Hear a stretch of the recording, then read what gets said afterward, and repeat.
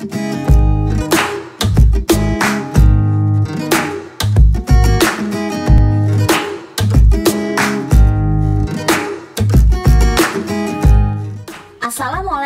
warahmatullahi wabarakatuh.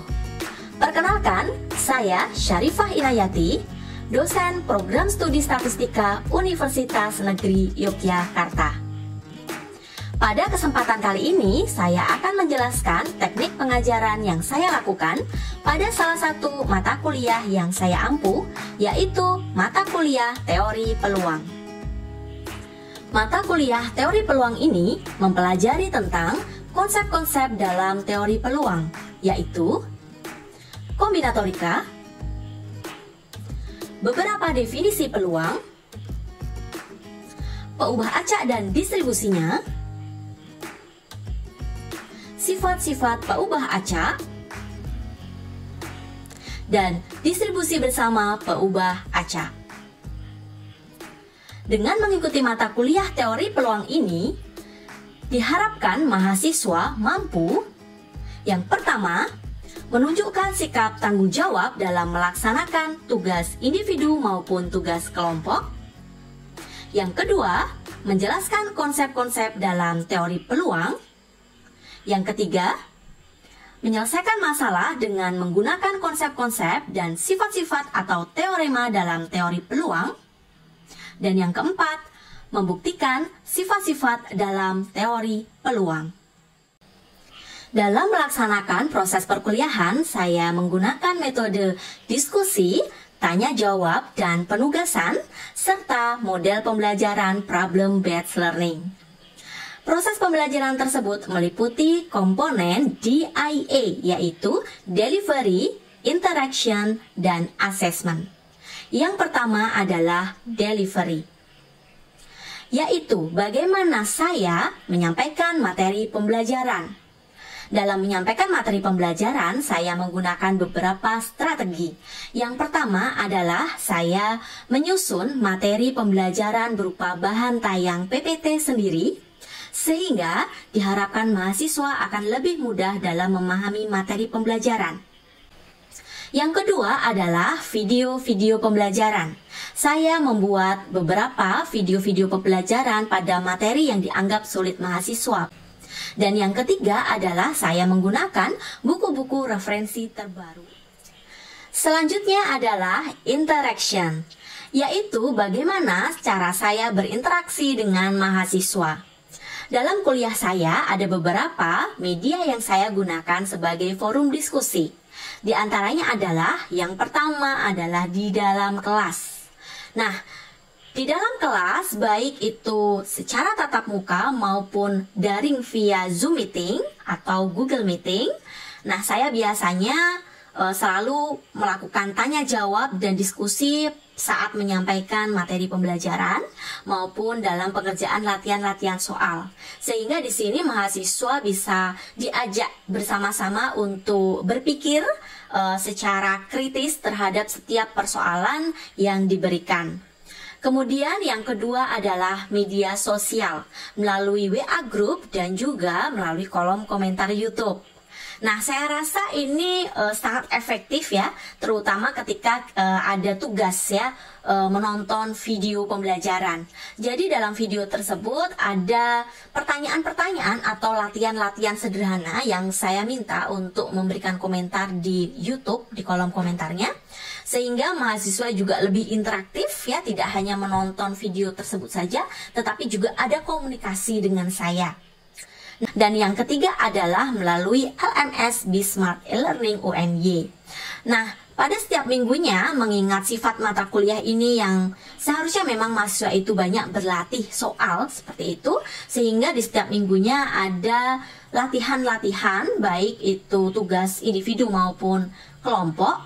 Dan di sana saya biasanya memberikan feedback terhadap tugas tersebut, atau bisa juga saya bahas bersama-sama di kelas untuk soal-soal yang dianggap sulit mahasiswa. Dan yang terakhir adalah assessment, yaitu bagaimana saya menilai mahasiswa. Dalam perkuliahan, biasanya saya menilai mahasiswa dengan menggunakan tes tertulis, tugas, kuis, dan keaktifan mahasiswa di dalam kelas.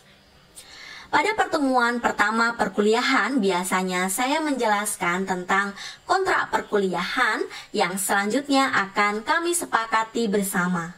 Dengan mengetahui secara jelas kontrak perkuliahan selama 1 semester dan bagaimana sistem pembelajaran yang akan saya gunakan, diharapkan mahasiswa dapat dengan baik menyusun strategi dalam menjalani perkuliahan selama 1 semester tersebut, sehingga nantinya mereka dapat memahami perkuliahan tersebut dengan baik dan juga memperoleh hasil akhir atau nilai yang memuaskan.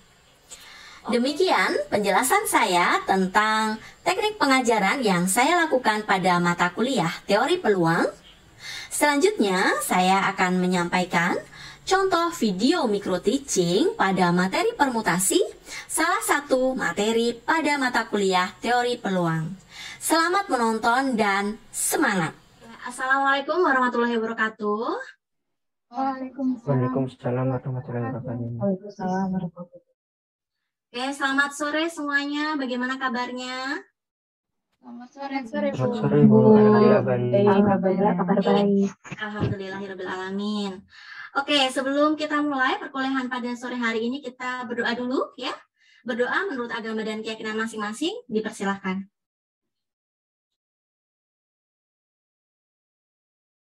Cukup? Oke, terima kasih. Oke, hari ini kita akan lanjutkan materi kita ya. Jadi pada pertemuan sebelumnya kita sudah membahas tentang aturan perkalian, aturan penjumlahan ya dalam kaidah dasar menghitung di materi kita yaitu di analisis kombinatorik. Nah, hari ini kita akan lanjutkan pembahasan kita terkait itu. Nah, hari ini kita akan masuk materi permutasi. Nah, tentunya materi ini bukan materi baru ya untuk kalian, karena pada saat kalian ada di bangku SMA, kalian sudah mendapatkan ini. Mungkin ada yang masih ingat, permutasi ini bahas tentang apa sih? Penyusunan objek-objek dengan memperhatikan urutan, Bu. Oke, betul sekali Putri. Nah, ini masih ingat ya. Nah, permutasi ini dia masih membicarakan tentang pengaturan objek-objek. Ya kan? Tapi ada penekanan di sini, dia memperhatikan urutan. Nah, nanti akan kita bahas lebih lanjut, tapi sebelumnya kita ketahui dulu ya, apa sih capaian pembelajaran yang ingin kita capai pada pembelajaran kali ini.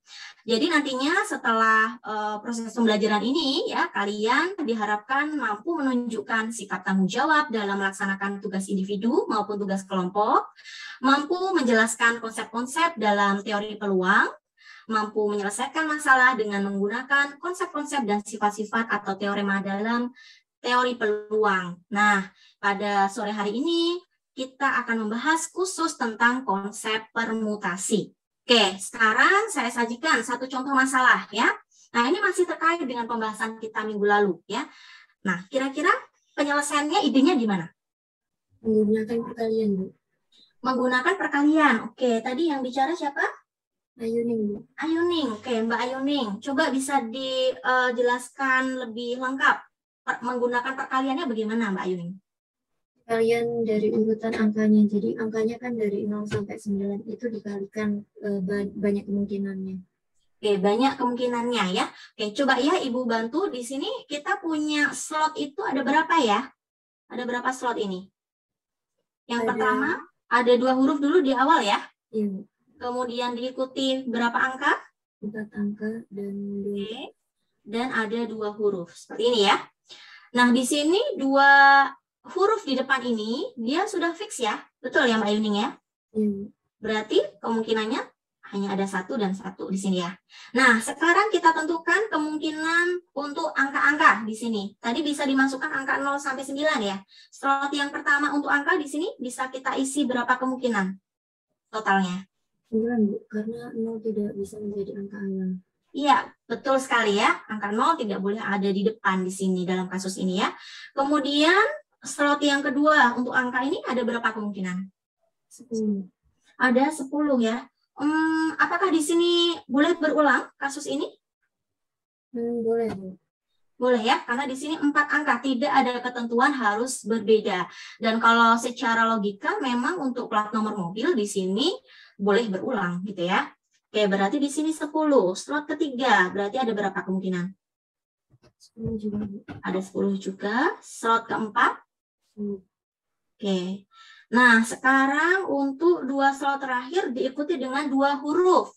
Di sini untuk 2 huruf ini slot yang pertama ada berapa kemungkinan? 26. Oke. Slot yang terakhir di sini ada berapa kemungkinan? 26 juga, Bu. Oke. Berarti total banyak kemungkinannya tinggal kita kalikan gitu ya? Iya. Oke. Nah, berarti di sini kemungkinannya sangat banyak ya. Nah, bayangkan ya kalau kita harus mendaftar atau mengenumerasi satu persatu kemungkinan jawaban yang mungkin gitu ya, itu akan membutuhkan waktu yang sangat lama. Sehingga disinilah ya kebermanfaatan ya seninya matematika itu di sini. Jadi kita belajar bagaimana menghitung ya total kemungkinan yang dapat terjadi tanpa harus mengenumerasi semua kemungkinan jawaban yang mungkin gitu ya. Nah, sekarang lanjut ke contoh masalah 2. Oke. Siapa coba yang bisa menyelesaikan permasalahan ini? Saya ingin mencoba, Bu. Boleh. Bagaimana penyelesaiannya, Mbak Amel? Karena ini pengurusnya terdiri atas ketua, sekretaris, bendahara, jadi kita menuliskan 3 slot dulu, Bu. Oke, ada 3 slot ya? Ya. Oke. Nah, untuk yang pertama dari ketua, itu terdapat 12 kemungkinan. Oke, kemudian? Selanjutnya, slot yang kedua untuk sekretaris, karena tadi yang satunya sudah menjadi ketua, berarti kemungkinannya ada 11, Bu. Oke, betul. Yang Untuk ketiga? slot yang ketiga, karena sebelumnya ketua dan sekretaris sudah dipilih, maka kemungkinannya ada 10, Bu. Iya, Slot betul 3. ya. Berarti total kemungkinannya ada berapa?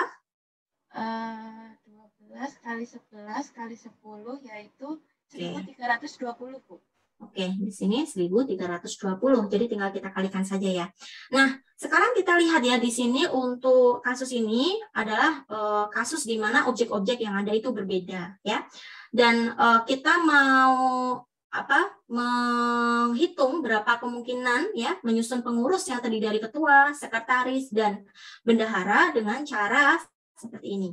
Nah, sekarang kita berpikir ya, bagaimana cara menemukan pola umum dari kasus yang serupa. Sekarang kita masuk ke pembahasan utama kita pada pertemuan kali ini, yaitu permutasi ya. Nah, dalam membahas permutasi, ini adalah jumlah urutan yang berbeda dari pengaturan objek-objek. Nah, pada pertemuan hari ini kita akan membahas hanya untuk permutasi R objek dari N objek yang berbeda, yaitu di mana R-nya kurang dari sama dengan N. Nah, kita akan coba menurunkan ya rumus ini dari contoh kasus berikut ini. Nah, perhatikan. Di sini misalkan ya, ada satu bola merah ya. Bola akan dimasukkan dalam satu buah kotak sedemikian sehingga kotak berisi satu bola. Berapa jumlah urutan berbeda yang mungkin dibuat dari penempatan bola ke dalam kotak. Kalau hanya satu bola, ada satu kotak, ada berapa macam cara untuk menyelesaikannya? Ada 1 cara, Bu. Oke, hanya ada 1 cara ya. Jadi satu bola ini ya hanya ada 1 kemungkinan dimasukkan ke dalam kotak tersebut. Sekarang lanjut. Kalau saya punya 2 kotak ya dan ada 2 bola di sini warnanya berbeda. Kotak yang pertama saya mau ambil 1 dari 2 bola, ada berapa macam cara? Ada 2 cara, Bu. Oke, ada 2. Kemudian kotak yang kedua? Ada 1. Tinggal berapa cara? Tinggal 1 cara. Ya, betul sekali ya. Lanjut, sekarang kalau ada 3 bola ya. Kotak pertama, saya mau ambil 1 dari 3 bola, ada berapa macam cara yang bisa kita lakukan? Ada 3, Bu. Ada 3. Kemudian untuk kotak yang kedua, ada berapa cara yang tersisa? 2 cara. Tinggal 2 cara ya. Kemudian untuk kotak yang ketiga, ada berapa cara? Sisa 1 cara. Oke, hanya sisa 1 cara. Nah, sekarang kalau ada 4, dengan mudah kita tadi lihat ada pola tertentu ya. Berarti kotak pertama ada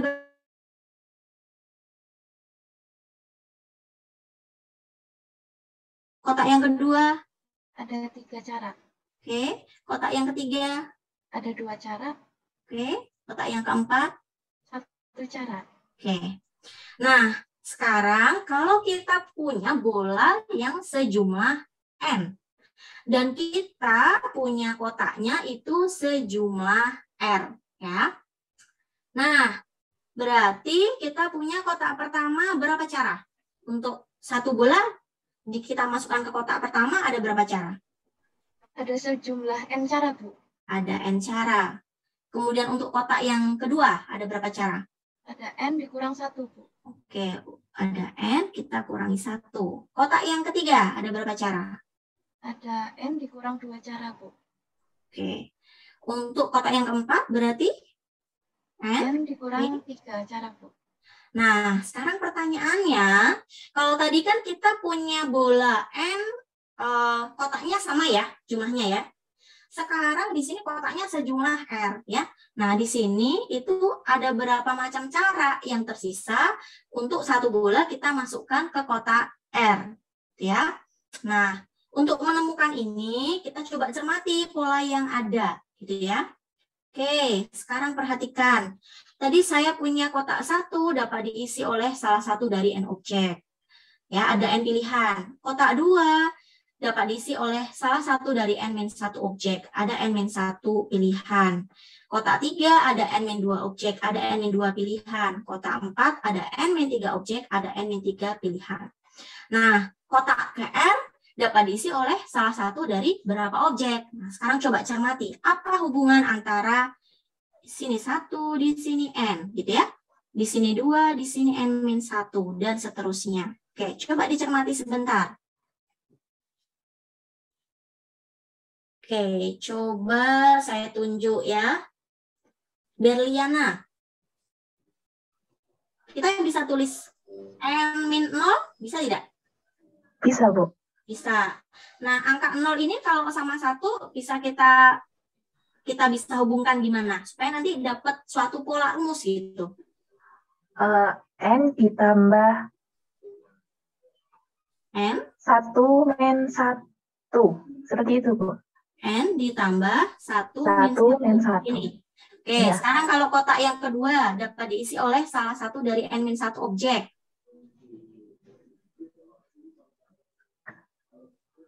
Untuk itu jadinya N ditambah 2 min 1, Bu.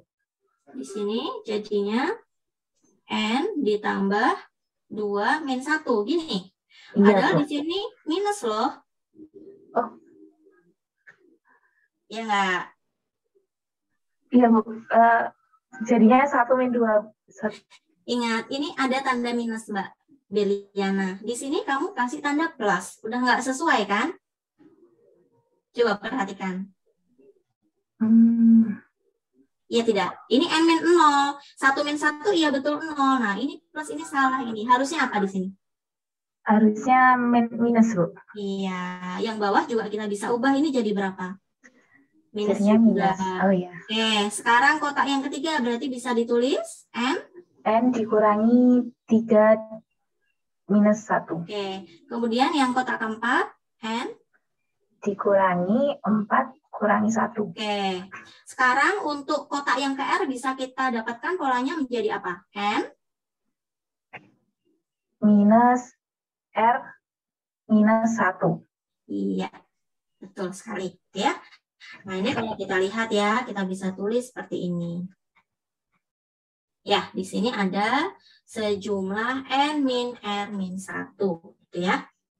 Oke, sampai di sini dulu. Mungkin ada yang ditanyakan untuk mendapatkan bentuk N min R dikurang 1 ini.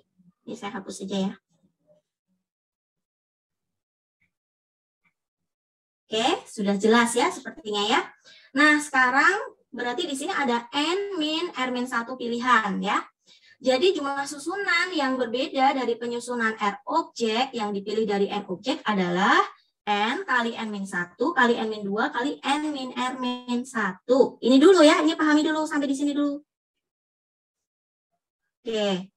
Nah, dari sini bentuk ini ternyata bisa kita tulis menjadi N faktorial dibagi N min R faktorial ya.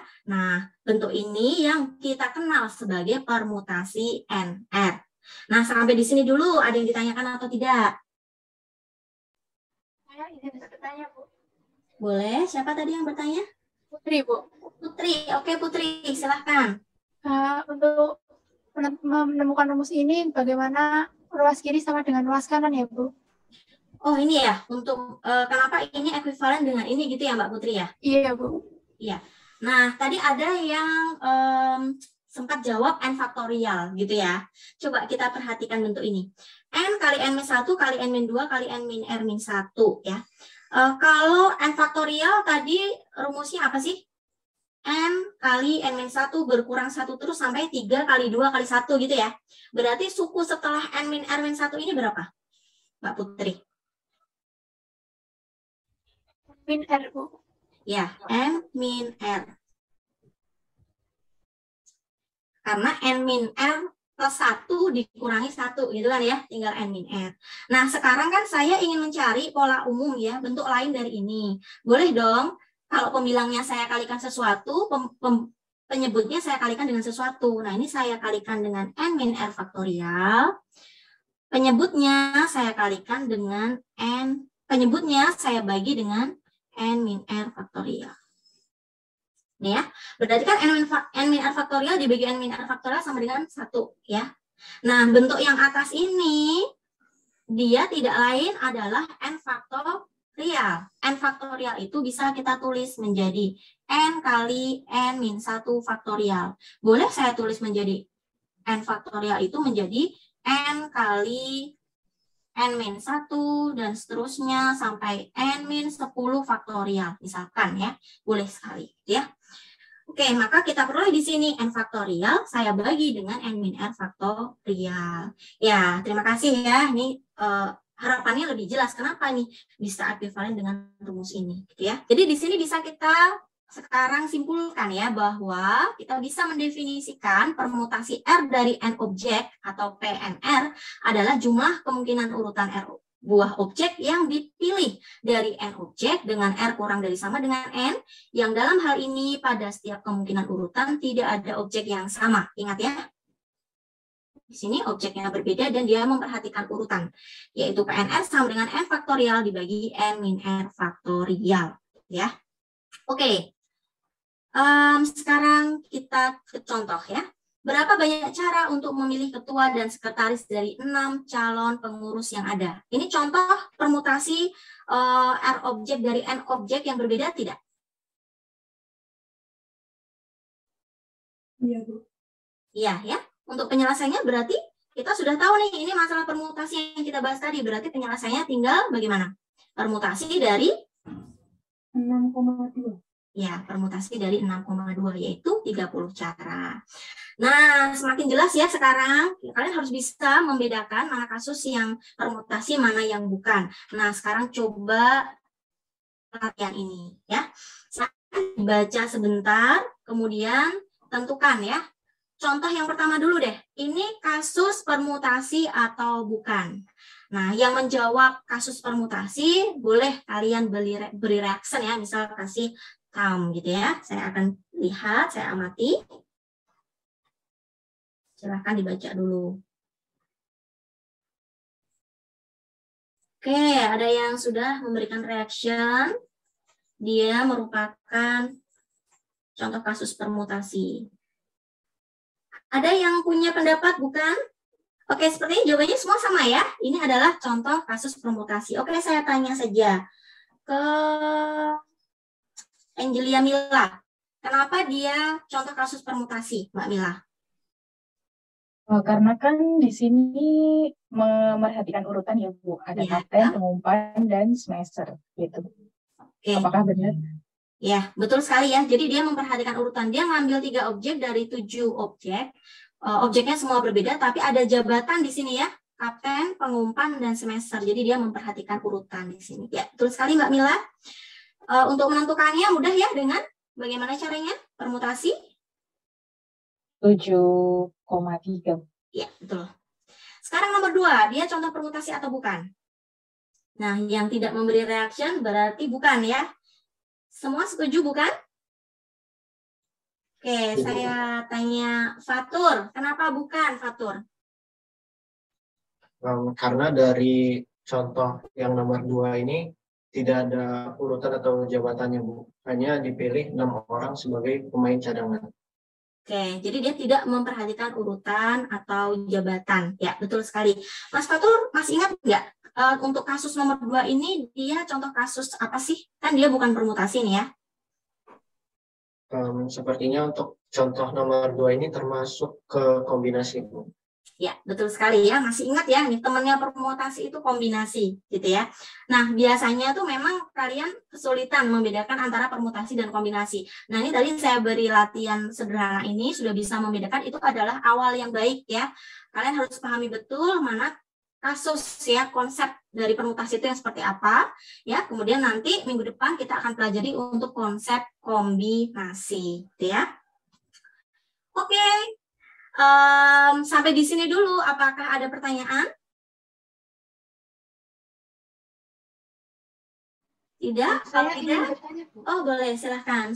Ada yang ingin bertanya? Amelia, Bu. Amelia, oke Mbak Amelia. Apa yang mau ditanyakan? Ini, Bu, sebelumnya kan tadi ada kombinasi dan permutasi ya, Bu, Ya. dan keduanya itu sama-sama mencari banyaknya kemungkinan cara. Ya, betul. Nah, sebenarnya dari saya sendiri terkadang masih tertukar seperti itu, Bu. Mungkin ada tips khususnya tidak ya, Bu, supaya lebih mudah membedakan kombinasi dan permutasi, Bu.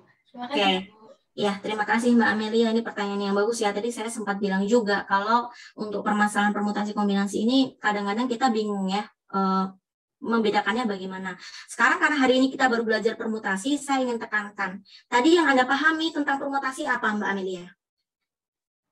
Memperhatikan urutan, Bu. Ya, itu dipegang teguh ya. Kalau permutasi dia memperhatikan urutan. Nah, kalau kombinasi itu tidak memperhatikan urutan ya. Jadi kalau tadi misalkan saya punya objek AB, saya susun ya misalkan menjadi BA. Kalau di permutasi ini menjadi objek yang sama atau berbeda? Berbeda, Bu. Berbeda. Ini kalau di permutasi gitu ya. Nah, kalau dikombinasi gitu ya, AB ini kita anggap sama dengan BA karena dia tidak memperhatikan urutan. Jadi kalau di permutasi katakan Amelia duduk di sebelah kiri gitu ya, kemudian Berliana duduk di sebelah kanan dengan Berliana di sebelah kiri, Amelia di sebelah kanan itu beda. Tapi kalau dikombinasi contoh soalnya tadi, misal saya pilih 2 orang gitu ya, ingin saya ajak makan siang deh dari kalian di sini ya. Makin malam ya karena ini udah sore. Nah, saya hanya pilih 2 gitu ya. Saya nggak memperhatikan urutan yang saya pilih salah satu siapa. Yang penting saya ajak 2 orang itu untuk makan, gitu ya. Nah, mungkin untuk awal silahkan pegang teguh ini dulu ya bahwa kasus permutasi itu pasti dia memperhatikan urutan ya. Nah, minggu depan ketika kita sudah campur aduk ya masalah-masalahnya, nanti akan lebih paham lagi. Gitu ya Mbak Amel ya. Oke. Ya, Bu. Nah, sekarang tadi sudah ya, permutasi itu apa? Sekarang tadi kita bahas juga apa nih? Untuk permutasi NR ya, R objek dari N objek ya. Tadi kita punya rumus apa? N faktorial dibagi N min R faktorial. Nah, untuk penggunaan rumus ini dulu, yang kita harus perhatikan tadi selain memperhatikan urutan, kasusnya apa? Objeknya berbeda, Bu. Ya, objeknya harus berbeda, gitu ya. Kemudian di sini R-nya harus kurang dari sama dengan N. Jadi kalian bisa membedakan kasus mana yang masuk masalah permutasi, kita menggunakan rumus ini untuk kasus yang seperti apa, dan kita menerapkannya dalam penyelesaian masalah. Nah, untuk evaluasi nanti silahkan ya bersama kelompoknya sudah saya bagi di Bismart. Nanti silahkan kalian kerjakan tugas 1. Harus banyak latihan ya untuk materi ini. Nanti silahkan kalian buka referensi di buku referensi yang kita gunakan, gitu ya. Dan juga kalian bisa akses Bismart ya. Oke. Nah, jadi di Bismart ini saya sudah sediakan banyak sekali video pembelajaran ya. Nanti kalian bisa lihat lagi satu persatu detail semuanya ya, ada latihan-latihan soal di dalamnya untuk memperdalam pemahaman kalian pada materi ini ya. Nah, untuk tugas kelompok sudah tersedia di sini. Oke. Demikian yang bisa kita bahas hari ini ya. Terima kasih untuk perhatiannya dan partisipasi aktifnya. Untuk kuliah hari ini saya akhiri. Wassalamualaikum warahmatullahi wabarakatuh. Waalaikumsalam warahmatullahi wabarakatuh. Oke, sama-sama semuanya. Sama-sama.